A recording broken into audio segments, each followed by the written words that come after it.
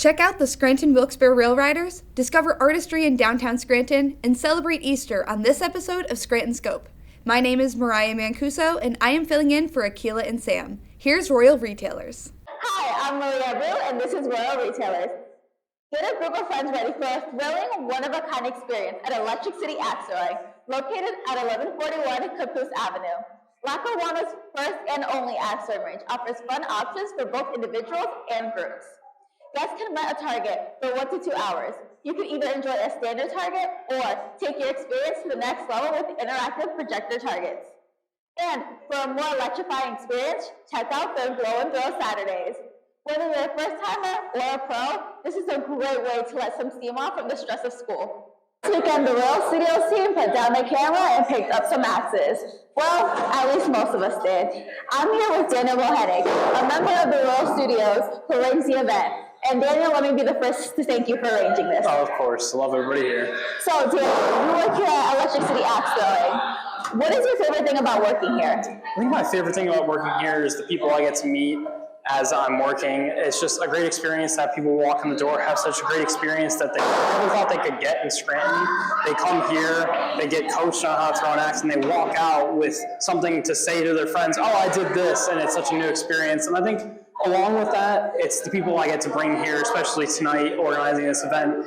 The people I get to bring here, it's amazing because they've never done something like this before, and I'm able to give it to them. It's just a gift that I have. All right, and what would you say to students who are maybe thinking about coming down here? What's one reason they should come here? Well, get your butt down here. I mean, seriously, this is a great place. It's one of the hidden gems in Scranton. When you come here, you can throw an axe, you can throw a ninja star, a knife. I mean, it's things that you've never thought you could do before. And to all of the students that are here, you're only young once, and you should get here right now. All right, thank you so much, Daniel. Of course. So dominant on top, non-dominant on the bottom, and choke down a little bit on that hill. Yep. And then we're here, and we go behind our head and through with that left foot. So move up, and don't go on the side of your head, go behind your head. So it's gonna, it's gonna go behind. Yep, right there, yep. Okay. Gotta throw harder than that. It's all right. So yeah, move up a little bit, just a tad. Yep. Okay. And then really kick your body toward this. So you want to be here, and you want to chop, and you want to have your body come through, so that way you're planted at the end. Nice. Oh, okay. Oh, it's a good step. Oh, well, that was better than me. I can't let that happen. That was better than me. That was a good one, though. Okay. Yeah. That was better than me. Hold on, I can't let you move like that. All right. Oh, I guess I can't let you do it like that. That was there. Nico, what was your favorite part about today? I would say just getting together with everyone from Royal Studios outside of the studio, because we always are working on school-related stuff, so it's nice to not have to worry about any of that and just hang out and have fun. Great. Ethan, what was your favorite part about today? Coming here, hanging out, throwing some axes. It's been a good time. Morgan, what was your favorite part about today? My favorite part, well, I'm still working on it, but learning a new skill. I'm hoping I can get an axe on the board by the end of the day, so Me too. Yeah. This must be signed before participating in axe throwing. Electric City Axe Throwing is open Friday through Sunday. To book your event, visit ecAxeThrowing.com or call 570-866-3228. I'm Maria Rue, and this has been your Royal Retailer of the Week. The Scranton Wilkes-Barre Railriders will begin its season this week against the Rochester Red Wings. The AAA affiliate of the New York Yankees is located at PNC Field and Montage Mountain, which is only 10 minutes away from campus. This season, the Railriders will offer a college discount for every home game. The seats are located in the bleachers and cost $10 for all students with a valid university email. Go to the ballpark where legends rise this season at the Scranton Wilkes-Barre Railriders. And now, Enzo will join me for Blockbuster Breakdown. Hey, Mariah. Nice to see you, Enzo. It's good to see you, too. So this time on Blockbuster Breakdown, we are going to talk about what is on its way to become one of the biggest movies of the year. It already has the biggest opening of the year, a Minecraft movie.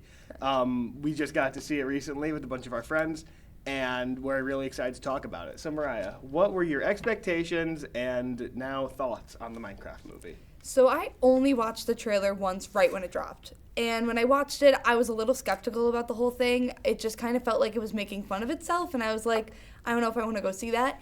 And it exceeded every single expectation I had. It was funny. Jack Black is incredible in the role. Seriously, nobody else could have played it like Jack Black. And I just kind of thought it was kind of a heartwarming story. I mean, you got to have a lot of different dynamics between like mentorships and siblings and everything. And it just felt like Jumanji of this age. Yeah, definitely. I saw it twice, actually. I got to see it opening night. I got to see it in a crowd full of annoying middle schoolers, which is genuinely an experience I wouldn't trade for the world. It was great to hear people screaming the lines over every single scene. It only got a little annoying, but it did. One of the negative things about it is that no one laughed at any of the intentional jokes. They're only laughing at the funny meme jokes. And seeing it again in a theater that didn't do that, I actually got to appreciate how unironically funny it was, and the jokes are actually well written, and okay, it's actually a really fun time. It's really good, actually. I grew up playing Minecraft. I think you said you did too, right? Me too. Yeah.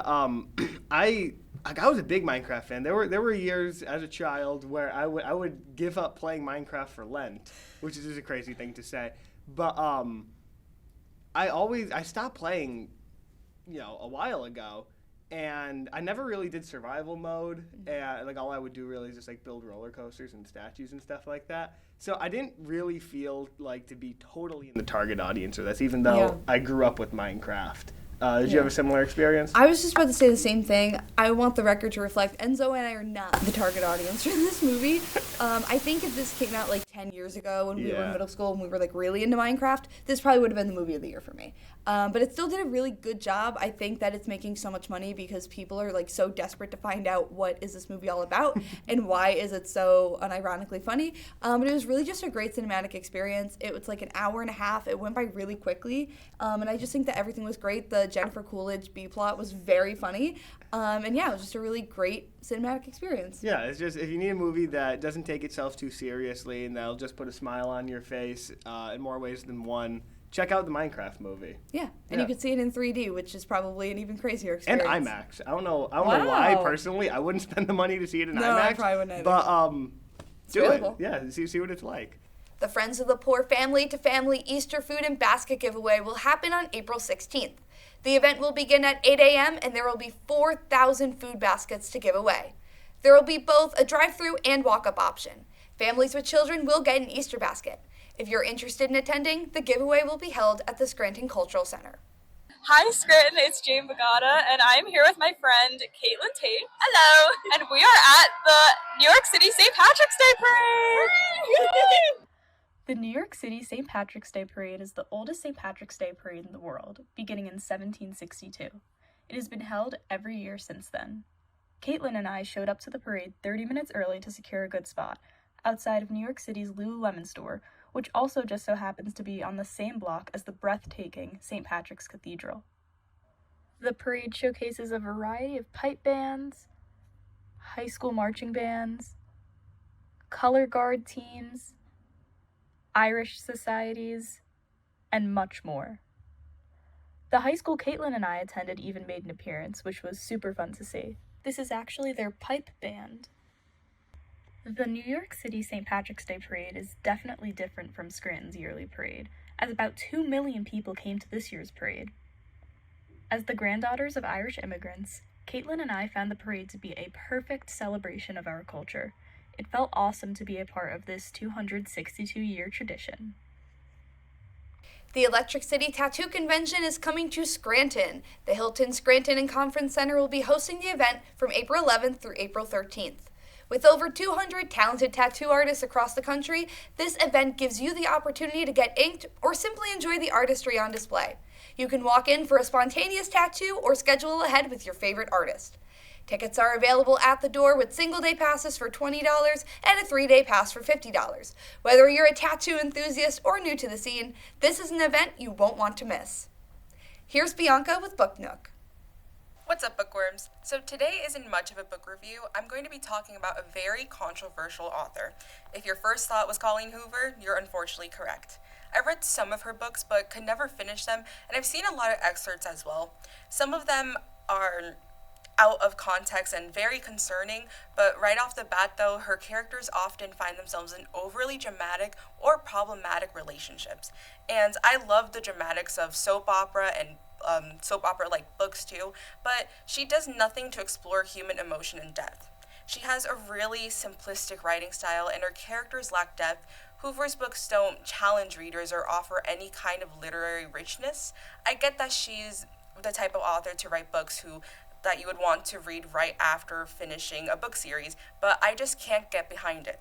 Her stories and characters just feel so shallow. Additionally, Colleen Hoover has faced criticism for the portrayal of toxic relationships in her novels, particularly in her books, It Ends With Us. While Hoover has stated that her intention is to bring awareness to domestic abuse, I and many others believe that the way she handles sensitive topics like abuse and manipulation felt romanticized at times. She has been in a couple of scandals and has faced just as much backlash as she has love. But veering off the topic for books for just a second, we all should have known that the It Ends With Us movie was cursed from the start. I mean, Blake Lively even missed a point of the movie she was trying to star in, and Colleen Hoover wasn't even speaking up against domestic violence during the premiere. Back to you, Mariah. Thank you for watching Scranton Scope. Tune in to the standings and Royals Weekly. And if you have a sketch idea for Electric City Comedy, please feel free to submit.